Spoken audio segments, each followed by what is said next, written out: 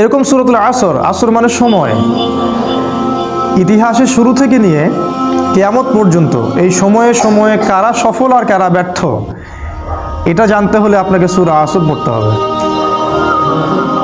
ইতিহাসের শুরু থেকে নিয়ে পৃথিবীর শেষ দিন পর্যন্ত কারা ক্ষতির মধ্যে আছে আর কারা ক্ষতি থেকে মুক্ত, এইটা বুঝতে হলে আপনাকে পড়তে হবে সূরাতুল আসর। আর পড়া মানে আমি বুঝাচ্ছি না রিডিং পড়া, পড়া মানে আমি বুঝাচ্ছি লিকৌমি ইয়াতাফাক্কারুন। আল্লাহ পাক বলেছেন কোরআন সেই সম্প্রদায়ের জন্য যারা চিন্তা ভাবনা গবেষণা করে।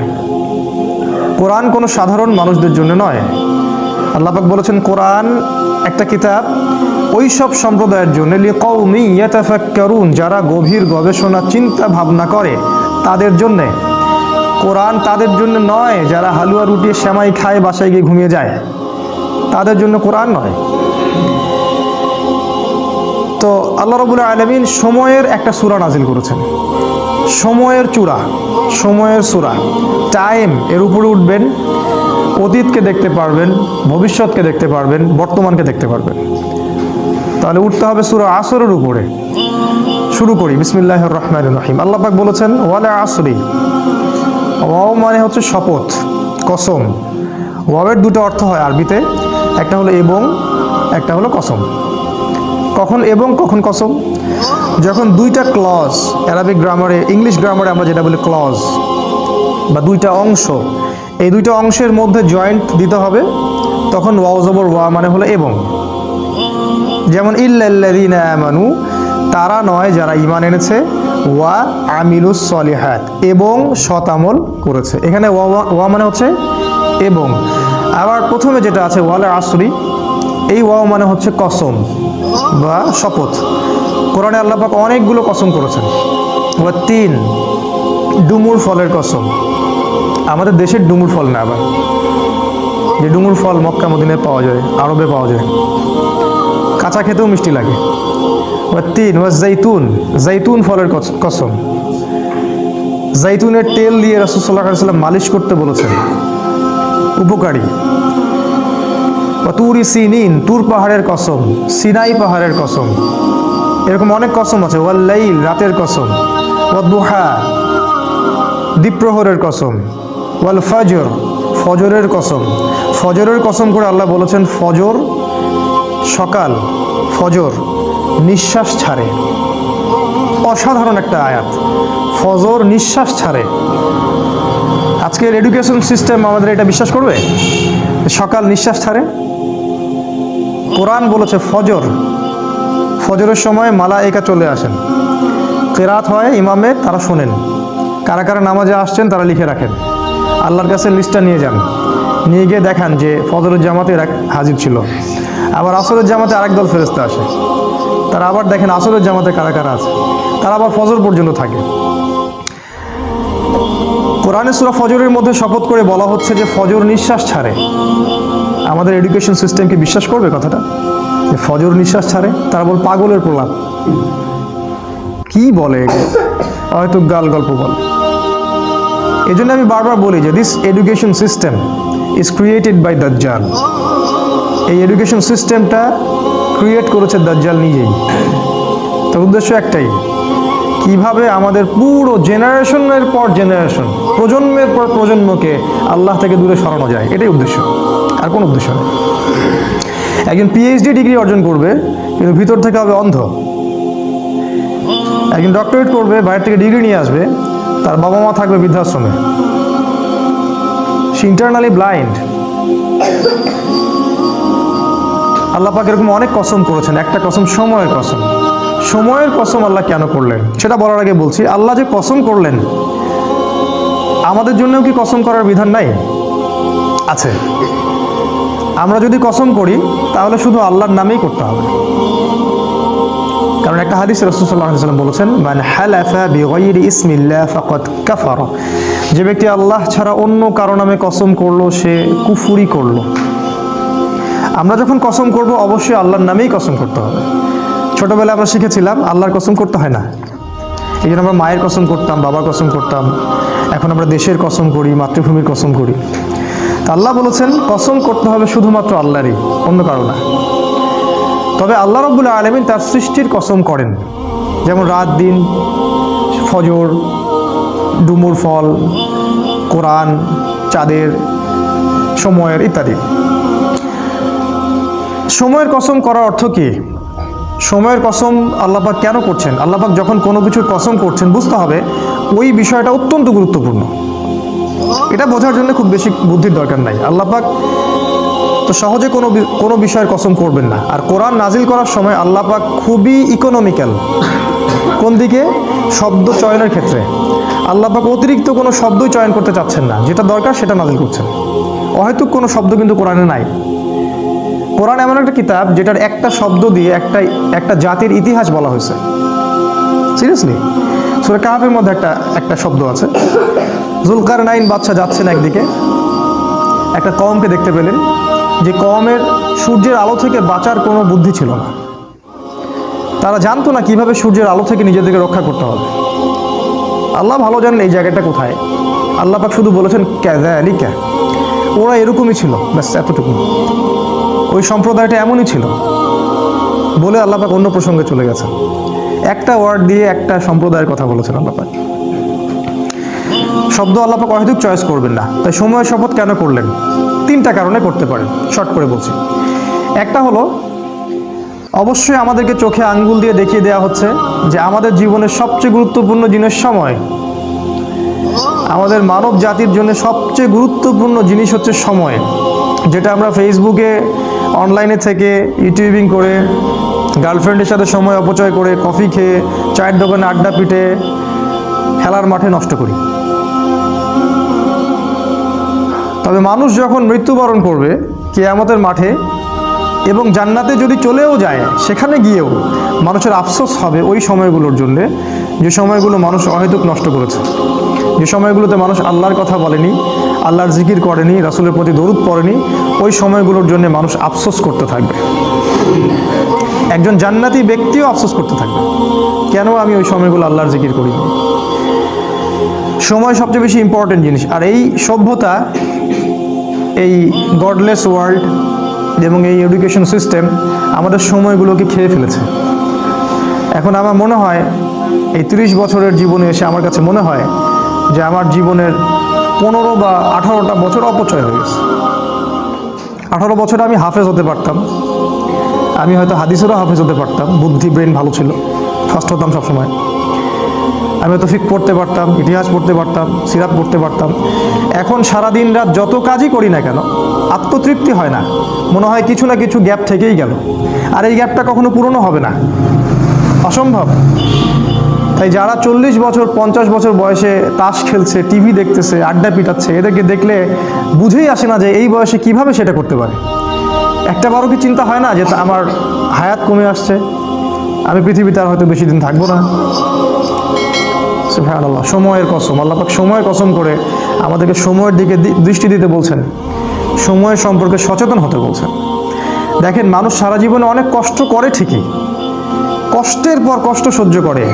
একটা চাকরির জন্যে, একটা জমির জন্যে, একটা ভালো জব, স্ট্যাটাস, টাকা, সিকিউরিটি, বাড়ি গাড়ি, বউ বাচ্চা, এগুলোই তো। এগুলো ছাড়া আর কিচ্ছু নাই, এগুলো ছাড়া কিন্তু কিচ্ছু নাই, সব এগুলোই।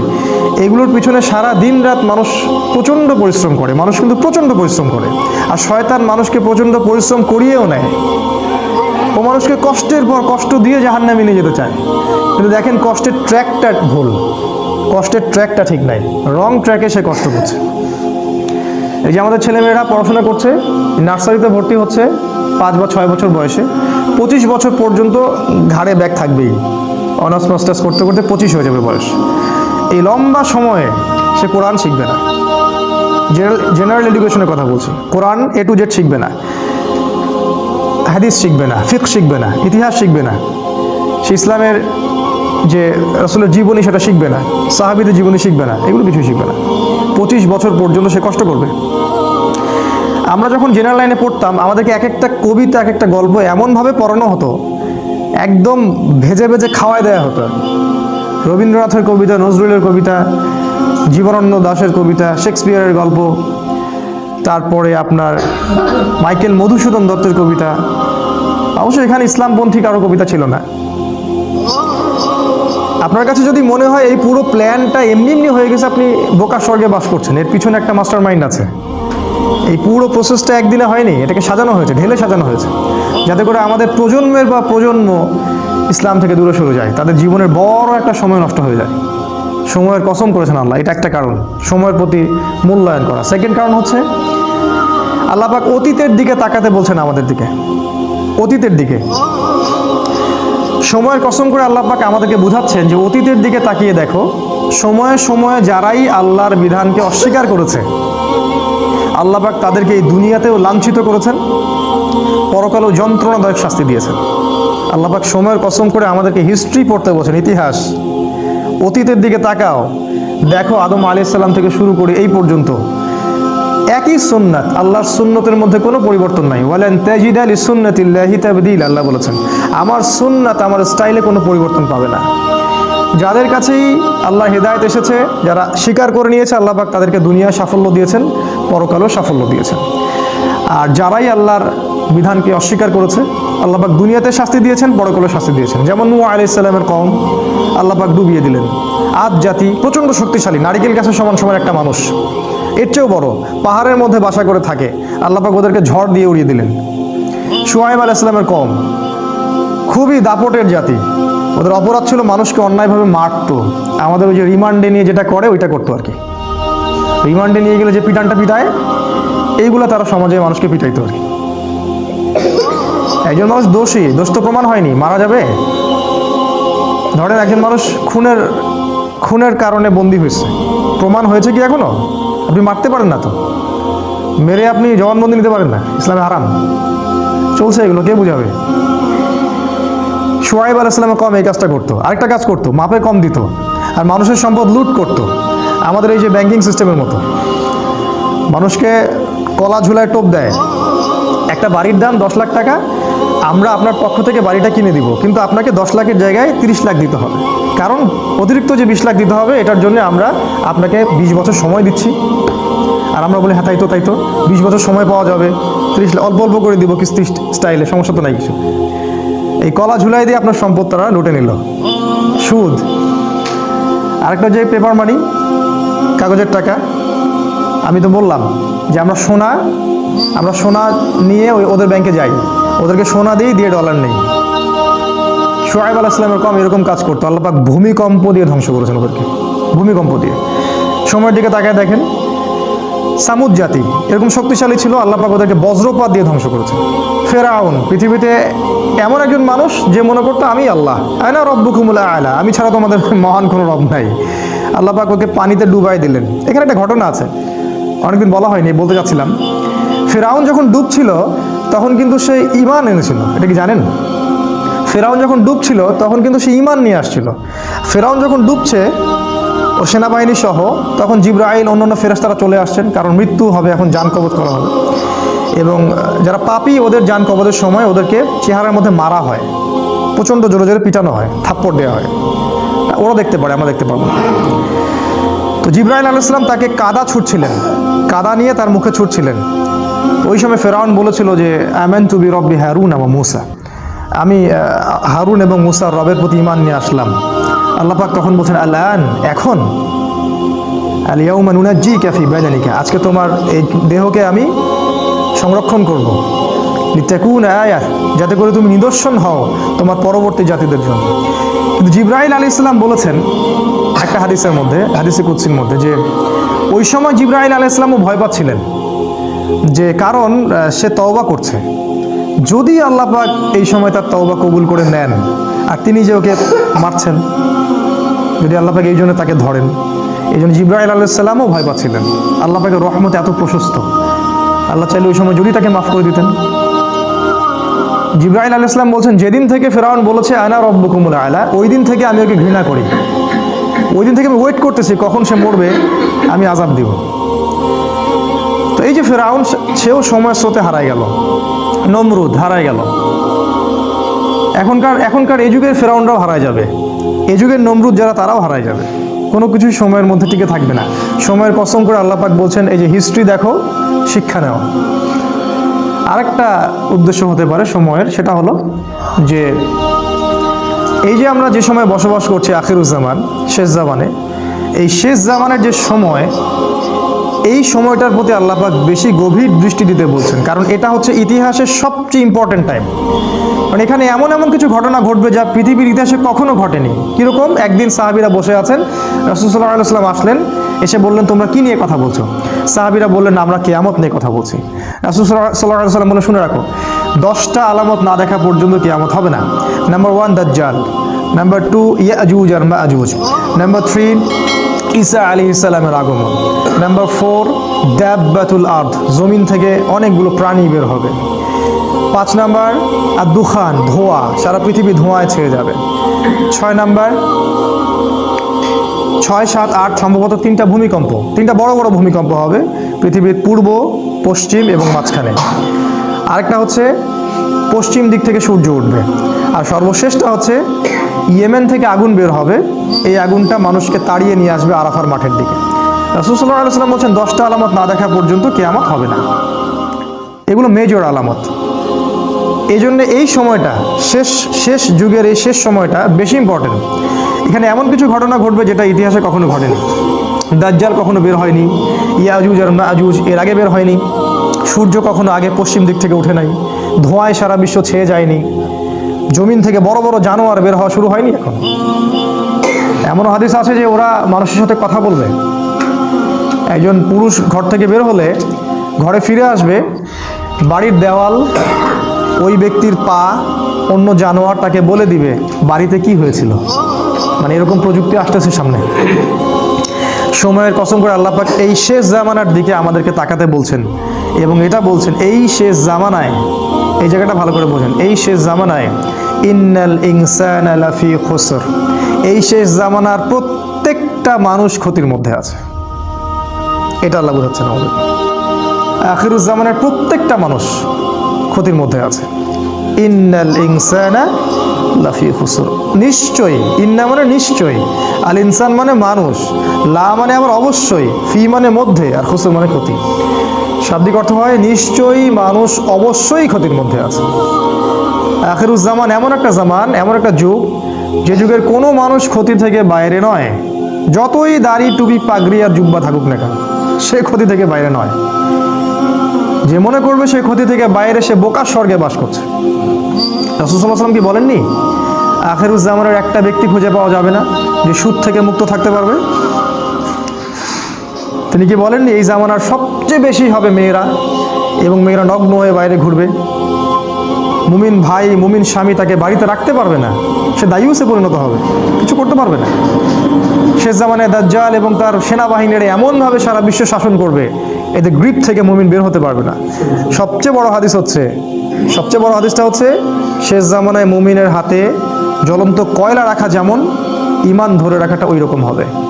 নিজেকে প্রশ্নগুলোর উত্তর পাওয়া যাবে আমাদেরকে সবাইকে, যে আমরা যে ইসলামটা ফলো করছি আর কি, এটা কি হাতে কয়লা ধরার মতো কি না? আমরা যে ইসলামটা ফলো করছি আসলেই কি আমরা হাতে জ্বলন্ত কয়লা ধরে আছি কি না? এরকম কষ্ট হচ্ছে কি না?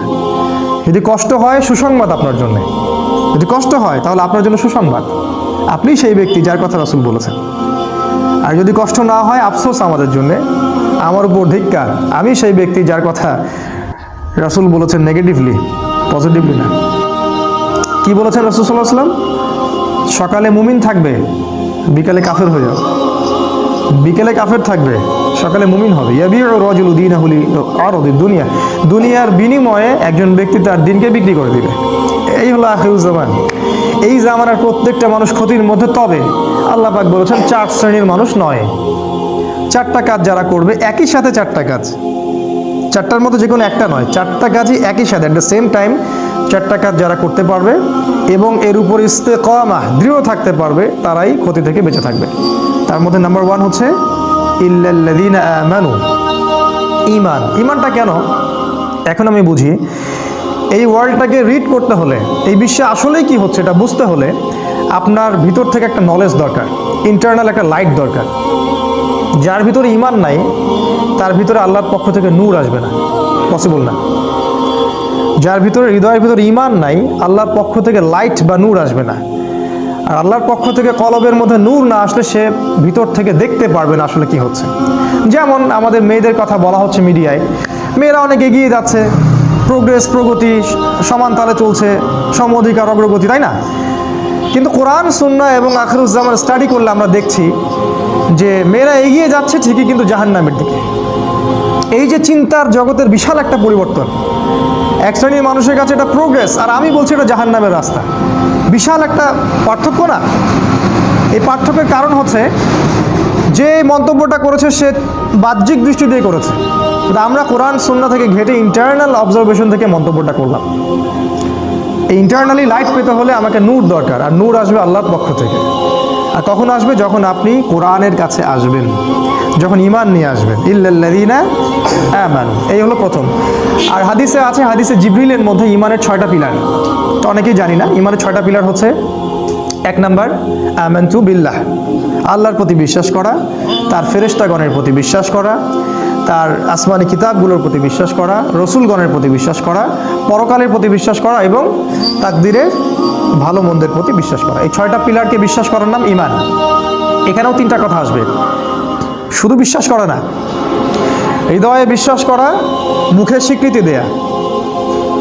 হৃদয়ে আগে বিশ্বাস করা, মৌখিক স্বীকৃতি দেয়া এবং কাজে বাস্তবায়ন করা। শুধু বললেই হবে না যে আমি মুমিন, কাজে প্রমাণ করতে হবে। কিছু মানুষ আছে আমাদের বলে যে আমি তো গুনাহ করিনি, নামাজ পড়ার কি দরকার আছে, আমি তো খারাপ কাজ করি না, আমি তো সারাদিন ভালো কাজ করি, জনকল্যাণমূলক কাজ করি, আমি তো জননেতা, নামাজের তো প্রয়োজন নাই। নামাজ তাদের জন্য যারা গুনাহ করে, ওদের গুনাহ মাফ করানোর প্রয়োজন আছে, তারা যাবে নামাজে, আমি নামাজে যাবো কেন? কিছু মানুষ আছে কোরআন সুন্নাহ ইসলামকে এর সামনে আত্মসমর্পণ তো করবেই না, বলে যে আমি মানবতার কল্যাণে কাজ করি, আমি জনকল্যাণমূলক কাজ করি, আমি গাছ লাগিয়ে দিই, আমি কম্বল বিতরণ করি, আমি কত ভালো কাজ করি। এগুলো তো ভালো কাজ, আমি তো সদা সত্য কথা বলি, ব্যবসায় হালাল খাই, আমার নামাজের তো দরকার নেই। ঈমানের একটা পিলার হচ্ছে মনে বিশ্বাস, মুখে স্বীকৃতির সাথে সাথে কাজে অবশ্যই বাস্তবায়ন করতে হবে। এই কাজে বাস্তবায়ন করতে গিয়ে কিছু মানুষ শৈথিল্যবাদী হয়ে যাবে, আর কিছু মানুষ হয়ে যাবে চরমপন্থী। আমাদেরকে হতে হবে মধ্যমপন্থী, খুব চরমপন্থীও না, আবার শৈথিল্যবাদীও না।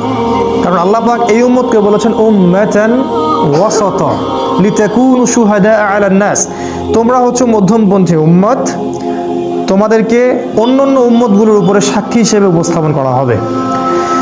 1 নাম্বার, ক্ষতি থেকে বেঁচে থাকবে তারাই যারা মুমিন, এই 6টা পিলারের প্রতি বিশ্বাস করে, তারপরে মুখে স্বীকৃতি দেয় এবং কাজে বাস্তবায়ন করে। 2 নাম্বার, ওয়া আমিলুস সলিহাত, ঈমান আনার সাথে সাথে যারা সৎ আমল করে। এখন আমিলুস সলেহ এর সংজ্ঞা কি? এক কথায় খুব সহজ করে যদি সংজ্ঞা বলি, তাহলে যে আমল বা যে কাজগুলো আল্লাহ অনুমোদন করেছেন, তার রাসূল অনুমোদন করেছেন, বা রাসূলুল্লাহ সাল্লাল্লাহু আলাইহি ওয়াসাল্লাম করেছেন বা করতে বলেছেন, অথবা মৌন সম্মতি দিয়েছেন। সোজা সিম্পল। যে প্রত্যেকটা কাজ আল্লাহর রাসূল সাল্লাল্লাহু আলাইহি ওয়াসাল্লাম আল্লাহর বিধানের আলোকে আমাদেরকে করতে বলেছেন, অথবা নিজে করেছেন, অথবা কেউ করেছেন তিনি মৌন সম্মতি দিয়েছেন, এই ধরনের কাজগুলোকে বলা হয় আমলুস সলেহ। যেমন 5 ওয়াক্ত সালাত, রমাদান মাসের সওম। রমাদান মাসের কথা আসলে আমরা একটা দোয়া করে নেই, আল্লাহুম্মা, বলুন আমার সাথে, আল্লাহুম্মা বাল্লিগনা ফি রমাদান ওয়া বারিক লানা ফিহি, আমিন। অর্থ হচ্ছে আল্লাহ আমাদেরকে রমাদান পর্যন্ত পৌঁছে দিন এবং সেখানে বরকত দিন। রমাদানের আগ থেকেই রাসূল সাল্লাল্লাহু আলাইহি ওয়াসাল্লাম এই দোয়াটা করতেন, আল্লাহ আমাদেরকে রমাদান পর্যন্ত পৌঁছে দিন এবং সেখানে বরকত দিন। এবং আল্লাহ পাক আমাদের জীবনে রমাদানের সংখ্যা বাড়িয়ে দিন, আল্লাহুম্মা আমিন। যেটা বলছিলাম, আমলুস সলেহের মধ্যে আছে সালাত, আছে সওম, ফরজের কথা বলছি, আছে যাকাত, সামর্থ্য হলে যাকাত দিবেন, সামর্থ্য হলে হজ করবেন, উমরা করবেন, সদা সত্য কথা বলা, পিতামাতার খেদমত করা, আল্লাহর বিধানের উপর দৃঢ় থাকা, সুন্নাহ অনুযায়ী জীবন গড়া, এই প্রত্যেকটা কাজই আমলুস সলেহ। এমনকি বাথরুমে যদি কেউ প্রবেশ করে এবং প্রবেশ করার সময় যদি কেউ এই দোয়াটা পড়ে, বিসমিল্লাহ আল্লাহুম্মা ইন্নী আউযু বিকা মিনাল খুবসি ওয়াল খাবাইস, এই টয়লেট করার কাজটাও তার আমলুস সলেহ। টয়লেট করার সময় বের হওয়ার পরে যদি সে বলে গুফরানাকা, অথবা একটা দোয়া আছে আলহামদুলিল্লাহিল্লাযী আযহাবা আনিল আযান ওয়া আফানি, এই কথাগুলো যদি বলে সেটাও আমলুস সলেহ। স্ত্রী সহবাস করবে কেউ, স্ত্রী সহবাস করা, স্ত্রীকে চুমু খাওয়া, এটাও আমলে সলেহ। স্ত্রীর হাত ধরে বসে থাকা আমলে সলেহ। স্ত্রীর হাত ধরে চাঁদ দেখতে যাওয়া, তার সাথে গল্প করা, সময় কাটানো আমলে সলেহ।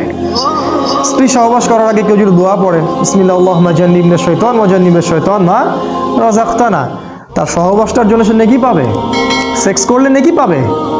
সাহাবীরা অবাক হয়ে জিজ্ঞাসা করলেন, এটাও নেকির কাজ?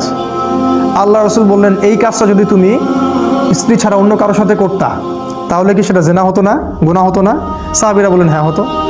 যদি তাই হয় তাহলে স্ত্রীর সাথে করলে ওটা নেকিও হবে।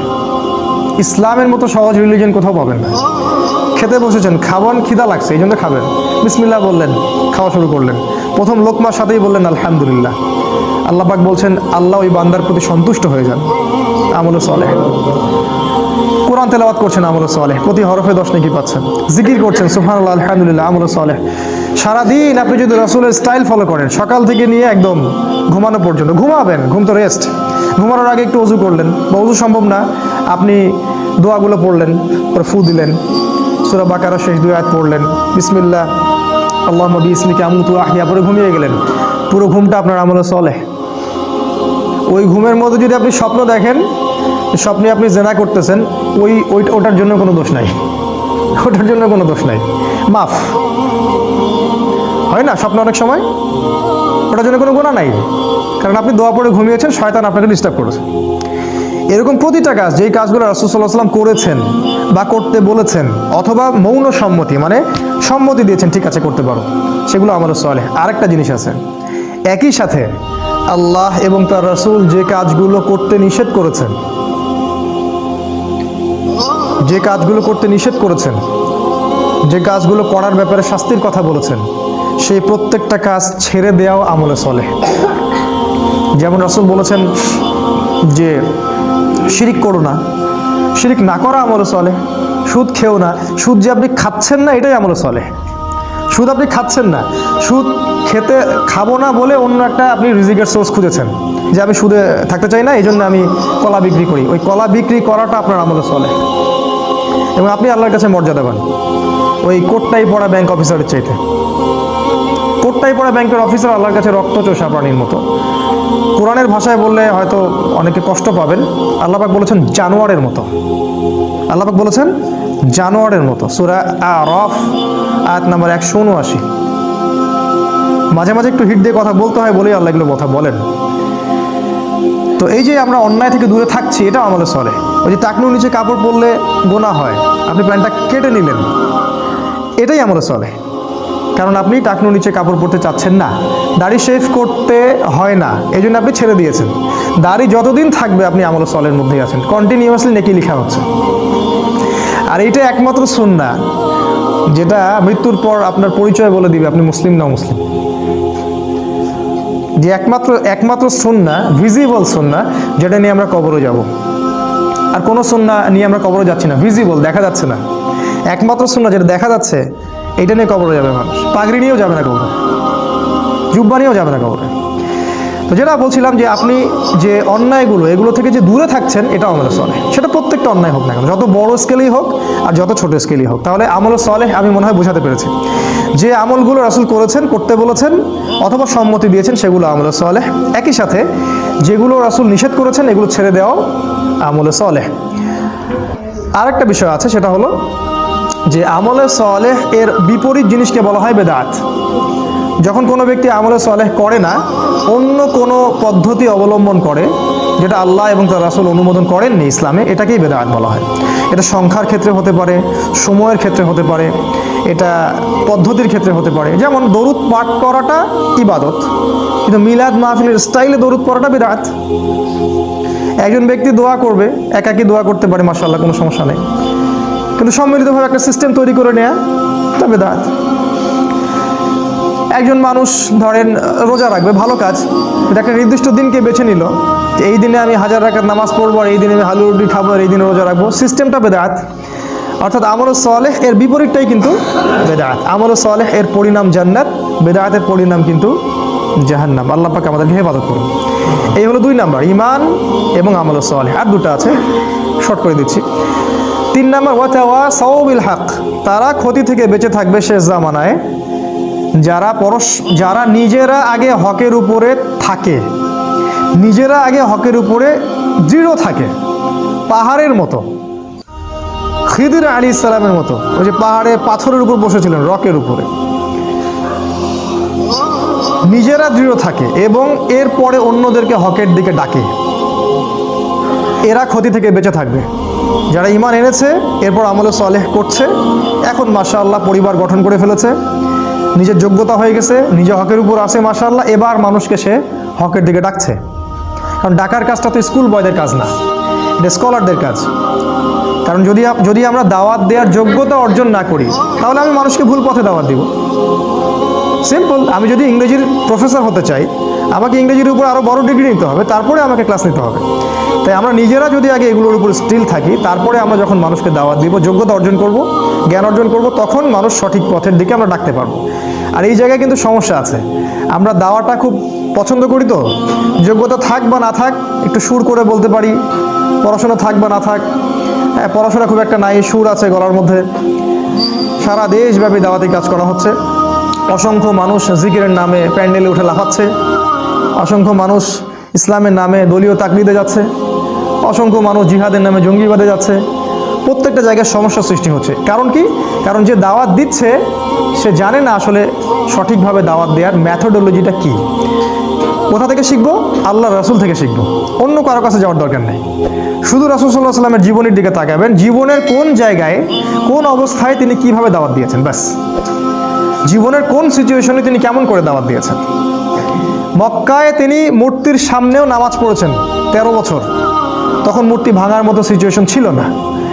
মদিনায় খেলাফত কায়েম হওয়ার পরে আবার যখন মক্কা পুনরুদ্ধার করা হলো, তখন তিনিই আবার মূর্তি ভেঙে দিলেন, নিজের হাতেই মূর্তি ভাঙলেন, জা আল হক ওয়া যাহাকাল বাতিল বললেন।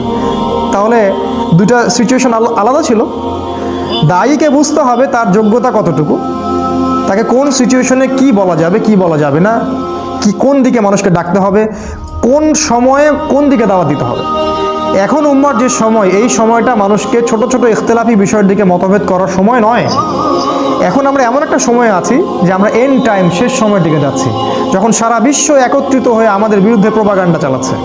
আর এই সময় যদি আমরা বিভিন্ন দলে উপদলে ভাগ হয়ে থাকি, তাহলে আমাদের ওই যে হাওয়া বেরিয়ে যাবে, আল্লাহ পাক সূরা আনফালে বলেছেন, বাতাস বের হয়ে যাবে, হাওয়া বের হয়ে যাবে, তোমরা পাগুলো স্থলিত হবে, এক ভাইকে মারবে আর এক ভাই হাসবে, এক ভাইকে মারবে আর এক ভাই হাসবে, বলবে আমাকে তো মারে নাই, আমার দলকে তো কিছু বলেনি, সমস্যা নেই।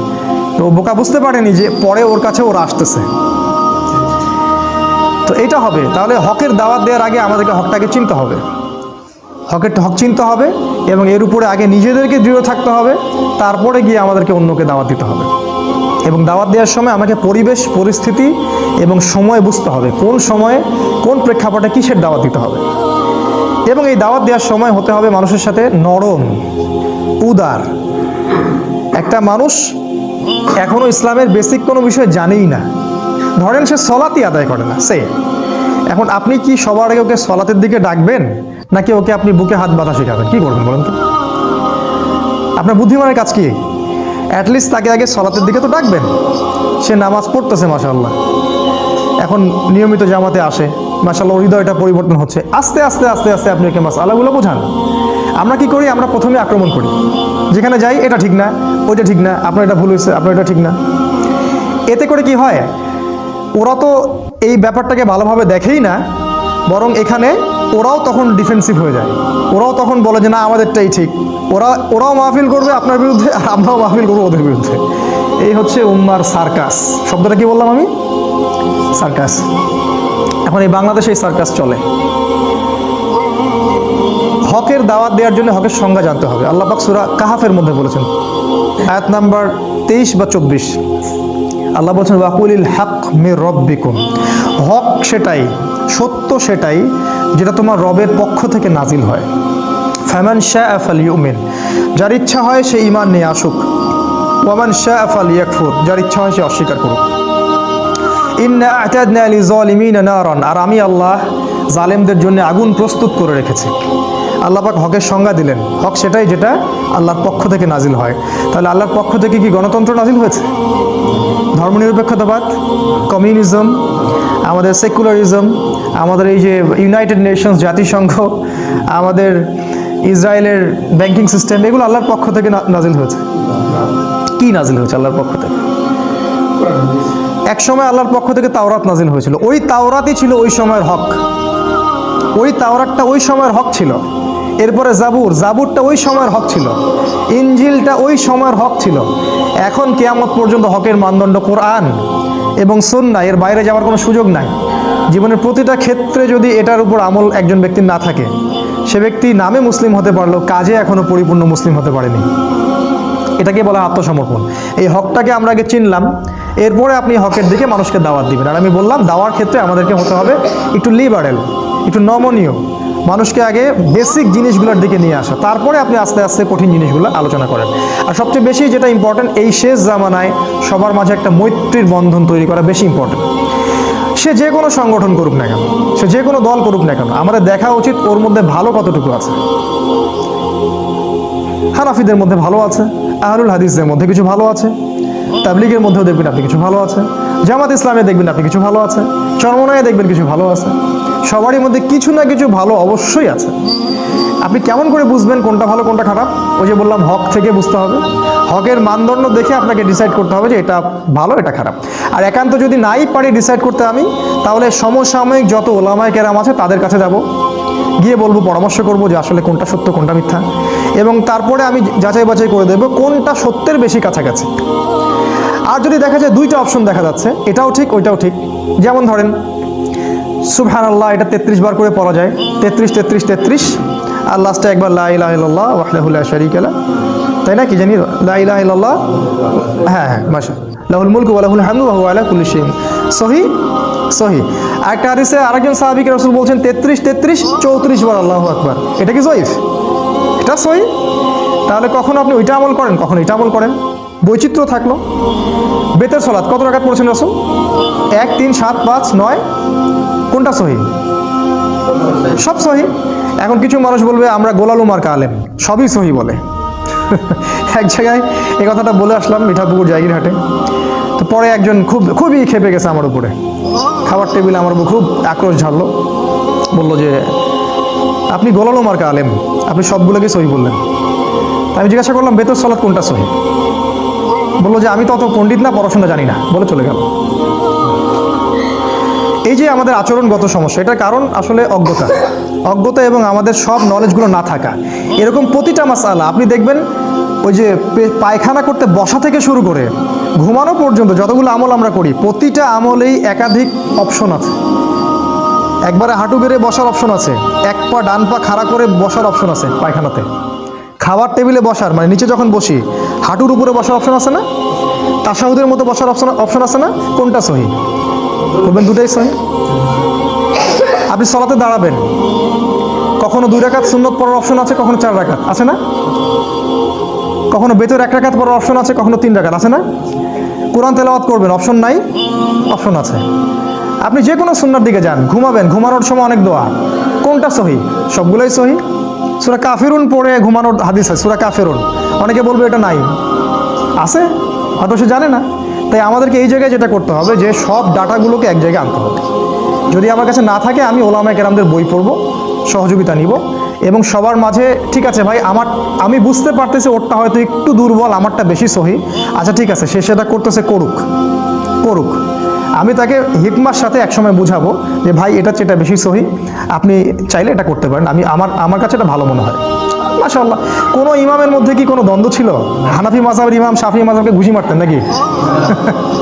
আমরা এগুলো করি কেন? আমাদের এগুলো অজ্ঞতা অথবা হিংসা অথবা হঠকারিতা, এগুলোর কারণে করি। এতে করে আমাদের একটা লাভ হয়, সেটা কি জানেন? আমরা ইহুদি খ্রিস্টান এবং জায়নিস্টদের দাসে পরিণত হই, এটা আমাদের লাভ হয়।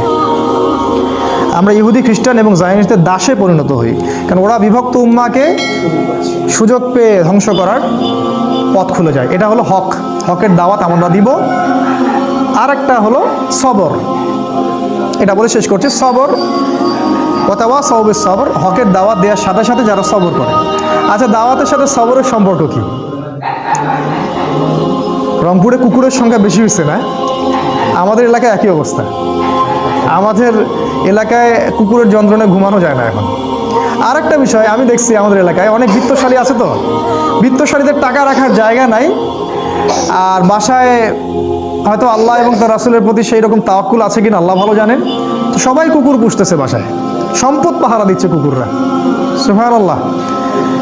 জানেন এই ব্যাপারেও হাদিস আছে যে বিনা প্রয়োজনে যদি কেউ কুকুর পালে, কথাটা মনে হলো, দেখেন এটা উপকার হবে, বিনা প্রয়োজনে যদি কেউ কুকুর পালে প্রতিদিন তার আমলনামা থেকে 1 কেরাত নেকি কেটে দেওয়া হবে। 1 কেরাত, 1 কেরাত মানে হচ্ছে উহুদ পাহাড়ের সমান। আমি দেখেছি উহুদ পাহাড়, আপনারা যারা হজ করেছেন দেখেছেন, উহুদ পাহাড় এত বড় নেকি তার আমলনামা থেকে কেটে দেওয়া হবে।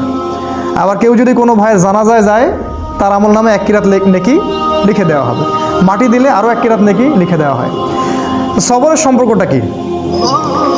হকের সাথে সবরের একটা সম্পর্ক আছে, সেটা হলো সত্য এমন একটা জিনিস যেটাকে আক্রমণাত্মকভাবে প্রতিষ্ঠিত করা যায় না।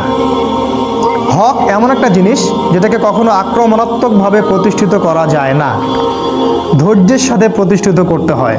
এক্সাম্পল, আপনি নূহ আলাইহিস সালামের দিকে তাকান, 950 বছর দাওয়াত দিলেন, 40 বা 80টা মানুষ ইসলাম কবুল করলেন। আপনি তাকান ইব্রাহিম আলাইহিস সালাম, সবর করতে করতে দেশে থাকতে পারলেন না, হিজরত করতে হলো। শেষ করছে। তারপরে দেখেন আপনি আদ সামুদ জাতি, ঠিক আছে, ফেরাউন, মুসা, ঈসা আলাইহিস সালাম। ঈসা আলাইহিস সালামের তো জায়গাই হলো না পৃথিবীতে। মুসা আলাইহিস সালাম, তাকে উম্মাহ এত কষ্ট দিয়েছে, আমাদের নবী মুহাম্মদ সাল্লাল্লাহু আলাইহি ওয়াসাল্লাম মাঝে মাঝে মুসা আলাইহিস সালামের কথা চিন্তা করতেন আর সান্ত্বনা পেতেন। একদিন আল্লাহ রাসূল গনিমতের মাল ডিস্ট্রিবিউট করছিলেন, একজন এসে বললেন, ইয়া মুহাম্মদ ইদিল, হে মুহাম্মদ ইনসাফ করো, তুমি ইনসাফ করছো না। আল্লাহ রাসূলকে বললেন এইভাবে ডাইরেক্ট। রাসূল সাল্লাল্লাহু আলাইহি ওয়াসাল্লামের পাশে সাহাবীরা ছিলেন, তারা বললেন, ইয়া রাসূলুল্লাহ আমাকে অনুমতি দিন, গর্দান উড়াই দিবে বেটার। আল্লাহ রাসূল সাল্লাল্লাহু আলাইহি ওয়াসাল্লাম ধৈর্য ধরলেন, বললেন যে মুসাকে তার কওম এর চেয়েও বেশি কষ্ট দিয়েছিল। তিনি মুসা আলাইহিস সালামের কথা চিন্তা করে সান্ত্বনা নিতেন। এত বেশি কষ্ট বনী ইসরাইল তাকে দিয়েছিল, কল্পনার বাইরে। আল্লাহ পাক বনী ইসরাইলের মধ্যে এমন অনেক নবী পাঠিয়েছিলেন যাদের সাথে কোনো উম্মতি ছিল না, 2 জন 4 জন 5 জন 10 জন। আবার এমনও হয়েছে একই সাথে একটা জায়গায় অনেকগুলো নবীকে পাঠানো হয়েছে এবং সবাইকে তারা হত্যা করেছে। একদিনে 40 জন নবীকেও তারা হত্যা করেছে, এরকম হিস্ট্রি আছে। তো সবরের ব্যাপারটা নবীদের সাথে সম্পর্কিত, তাদের দাওয়াতের সাথে দেখেন হকের সাথে সবর সম্পর্কিত আছে। আর সর্বশেষ দেখেন আমাদের মুহাম্মদ সাল্লাল্লাহু আলাইহি ওয়াসাল্লাম নবীজি, তিনি এত ভালো মানুষ, তাকে আল আমিন বলা হয়। তিনি কখনো মিথ্যা বলেন না, কাউকে কষ্ট দেন না, এতিমকে ভরণ পোষণ করেন, বিধবাকে দেখেন। নবী হওয়ার পর থেকেই তার টাইটেলগুলো চেঞ্জ হয়ে গেল, তাকে বলা হচ্ছে কাযযাব, মিথ্যাবাদী, ভণ্ড, প্রতারক, ক্ষমতা লোভী, তাই না, জিনগ্রস্ত, শয়তানের বলি আওড়া, এগুলো সব বলা হচ্ছে। হঠাৎ করে চেঞ্জ হয়ে গেল, তাকে 15টা গালি খেতে হচ্ছে, 14 বার তাকে হত্যা করার চেষ্টা করা হয়েছে। নিজের মাতৃভূমিতে তার থাকা হলো না, হিজরত করতে হলো, সবর করলেন। তাই এই যে হকের দাওয়াত, এর সাথে সবরটা খুব ইম্পর্টেন্ট। আমরা যেন এই হকের দাওয়াত দিতে গিয়ে অধৈর্য হয়ে না যাই এবং লিবারেল মধ্যম পন্থা অবলম্বন করি এবং সবার সাথে হৃদ্যতার সম্পর্ক তৈরি করার চেষ্টা করি, সবর করি। একদিনে কোনো কিছু পরিবর্তন হবে না, একদিনে কখনো কোনো কিছু পরিবর্তন হবে না। একটা সুন্দর গঠনমূলক পদ্ধতিতে দীর্ঘস্থায়ী একটা পরিকল্পনা করলে হয়তোবা কোনো ফলাফল পাওয়া যাবে। আল্লাহ রাব্বুল আলামিন, আজকে সময় শেষ হয়ে গেছে, আমি শর্ট শেষ করলাম। আল্লাহ পাক আমাদেরকে শেষ জামানার এই সূরাতুল আসরের উপরে আমল করার তৌফিক দান করুন। এখানে যে বিষয়গুলো আছে এক বাক্যে বলছি যে আল্লাহ পাক সময়ের কসম করে আমাদেরকে সময়ের গুরুত্ব বুঝিয়েছেন, অতীত থেকে শিক্ষা নিতে বলেছেন, শেষ জামানার দিকে বেশি ফোকাস করতে বলেছেন। তিনি বলেছেন শেষ জামানার বেশিরভাগ মানুষই ক্ষতির মধ্যে আছে, তবে তারা নয় যারা ইমানদার, ইমান এনেছে এবং একই সাথে সৎ আমল সম্পাদন করেছে এবং এর সাথে তারা হকের উপর প্রতিষ্ঠিত ছিল, অন্যকেও হকের দাওয়াত দিয়েছে এবং সর্বশেষ যারা ধৈর্যের উপদেশ দিয়েছে পরস্পরকে। এই গুণগুলো আল্লাহ পাক আমাদেরকে অর্জন করার তৌফিক দান করুন, আল্লাহুম্মা আমিন। আল্লাহ রাব্বুল আলামিন আমাদেরকে কোরআন বুঝে পড়ার তৌফিক দান করুন, আল্লাহুম্মা আমিন। এবং এই ছোট্ট সূরাটার মধ্যে অনেক ব্যাপক আলোচনা আছে, আপনারা এগুলোর তাফসীর পড়বেন, বাসায় তাফসীর কিনবেন, পড়বেন, আরও অনেক নলেজ আপনারা জানতে পারবেন ইনশাআল্লাহ। আল্লাহ পাক এই প্রতিটা বিষয়ের উপর আমাদেরকে আমল করার আল্লাহ পাক তৌফিক দান করুন। আমাদের কোরআনের আলোয় আল্লাহ পাক আমাদেরকে আলোকিত করুন, আমাদেরকে ঈমান আনার মতো আনার তৌফিক দান করুন, আমলে সালেহ বেশি বেশি করার তৌফিক দান করুন, হকের উপর থাকার তৌফিক দান করুন, দাওয়াত দেওয়ার তৌফিক দান করুন এবং সবর বা ধৈর্য ধরার আল্লাহ পাক তৌফিক দান করুন, আল্লাহুম্মা আমিন। এই বলে আমি আমার আজকের বক্তব্য শেষ করছি। আর শেষ করার আগে আজকে যে বক্তব্যটা হলো এর উপর একটা কুইজ হবে। এই কুইজটা